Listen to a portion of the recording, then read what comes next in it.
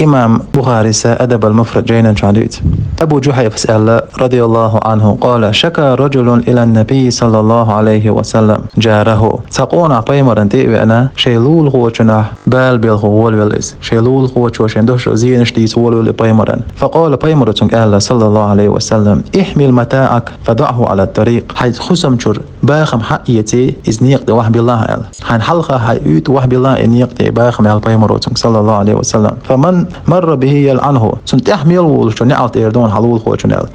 فجعلوا كل من مر به يلعنه تخور تحمل وشو استقوا نعط وشو تلول خوشن فجاء إلى النبي صلى الله عليه وسلم فقال تقولول خوتي وان بيمر قال لك ما لقيت من الناس إيش دحل ملقي تستقوا نعط ما أول شنال فقال بيمر صلى الله عليه وسلم جواب تل إن لعنة الله فوق لعنتهم سير نعط تقول الله نعط غير دحونال ثم قال للذي شكا تحقى إبال بالخوشن تيوان ألتو كفيت ستاهل شغوه والله شغوه أو نحوه يشتل دوش ألتو تس قطع شاهون زين اشترداتهم قبا بوخ مش بيرباتهم شاه حتشو بيرزاه إيش دوي لول خوشنا زيدر لول خو حيز وراء أقل دقم دوز بيمر عليه الصلاة والسلام تير نعلتن تقول الله نعلت غير دحون الله يخوبا غير الله شاقين هيت ماجين وقروها الدربهم خدو اللول خوشن زوخ اللير بيمر عليه الصلاة والسلام سن مثلا تشور أروح قنس ولول خو حباهم سان تشور أروح خالتهم خور تأهول شو حجم يلقو حقتي وخاطر دخول خلحنا تقصستقو ديتر إيش لول خو شو أروح قنشة لول خو شو بهم لوش أروح شيء باهم سنة